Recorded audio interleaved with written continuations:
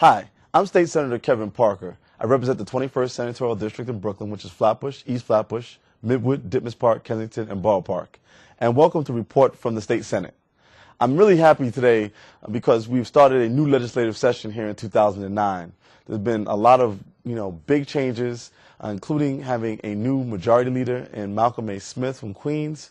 I have been named the new chair of the Energy and Telecommunications Committee and also the majority whip.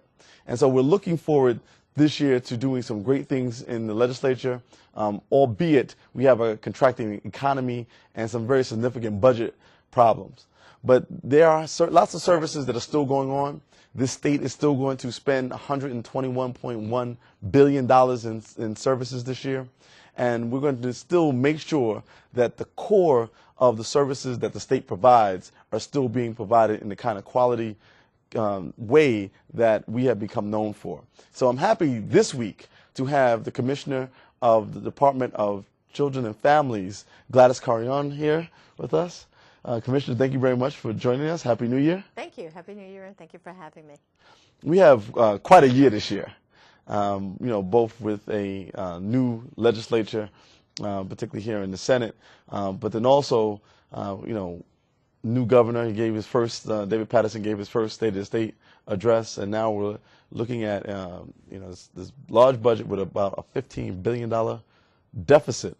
And I know there's, still lots to do with that. But before we get to that, can you just tell us, a little bit about you? Because I know you have a very interesting background and somebody really that we all have connected with, and a little bit about what the agency does. Oh, sure. Well, I am from the Bronx, still live in the Bronx, and I was born and raised in the Bronx, and I'm an attorney by training, and I was a legal services attorney for many years, and after that ran a foster care agency in the city and also a preventive services program, and then I worked at United Way doing grant making in our local communities in the city. So I'm a city girl. Yeah, and you have a lot of experience working with children and families. I absolutely do. I mean, I started off as an attorney representing natural parents charged with abuse and neglect, and then running programs in the community to provide supportive services for families and children. So how does being the commissioner of the agency now compare with your work privately? Well, it was really interesting because at one point in my life I sued this agency.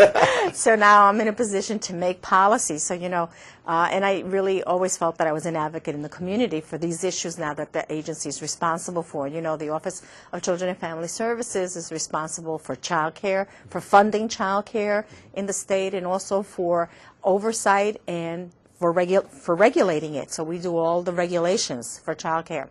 We also are responsible for child welfare, and that includes child protective services, foster care, adoption subsidies. And in child welfare, it's run in New York City by ACS, but I regulate them and I provide the funding in local counties for those services. And I also am responsible directly for running the juvenile justice system.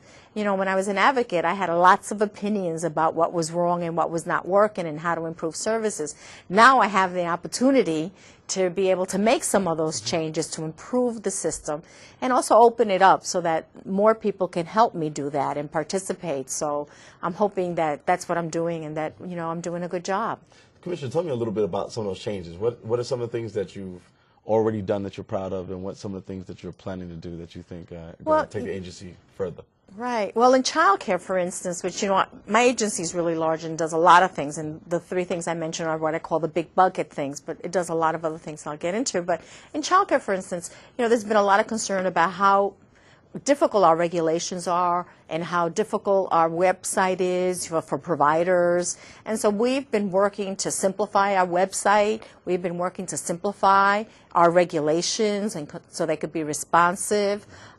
So we've been working to really try to improve quality. And one of the new things that we're doing is a new quality rating system, so that parents really know when they're selecting programs, child care programs, to put their children in, that they know it's a quality program. So we're really creating standards so that families really understand what they're buying, so to speak, with their money.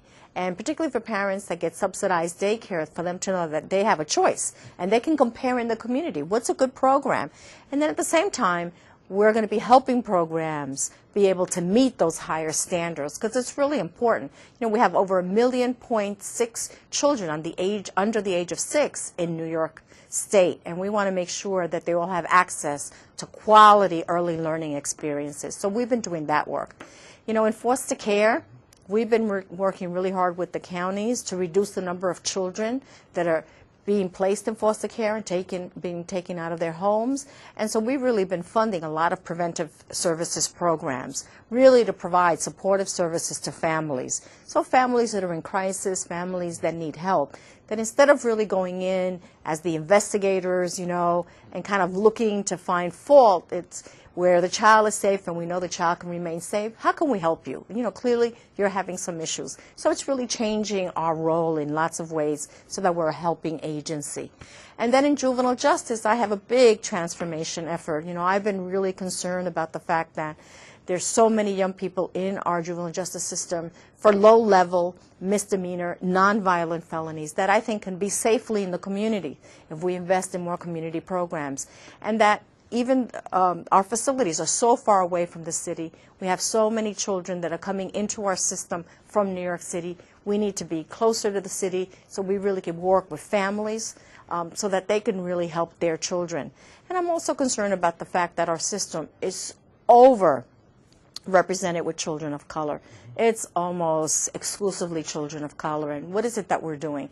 And why are we sending so many children to our juvenile justice system, which quite frankly are like jails? And we're not doing a good job for many of these young people that come. So it's really changing for those children that are, you know, have posed a risk for safety in their communities that must come into my facilities. Then I need to do more therapeutic work with them. I need to provide them with more services. I need to help educate them. I need to help train them. So when they go back into the community, they could really have a productive future.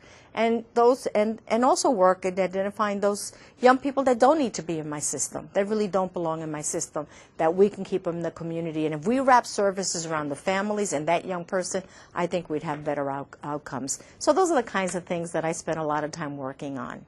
So how does, you know, the average Brooklynites who are hearing and seeing this show today, who, you know, may need services or think that they want to figure out what's happening with your department, I think I'm hearing that most of the work is done through ACS. Yeah, in the city, most of the work is done through ACS. And if they have a problem, we have a regional office in New York, and it's in 80 Maiden Lane. But they could also call, and I have some numbers where they can call. For instance, they can call our public information office, which is 518-473-7793, and they could be connected to any of the services that we're responsible for. Can you repeat that number one more Sure. time? It's 518-473-7793.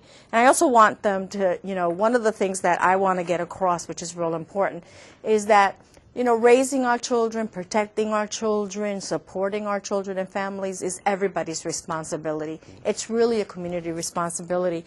And so if we see that a children are being neglected or abused or a family needs help, they really should call our hotline. And our hotline number is 800-342-3720. That's 800-342-3720. And let me just also remind people that if you have, you know, any needs in terms of, you know, your family or, you know, what's happening with your home situation, you can always use my office as an access point to any state agency.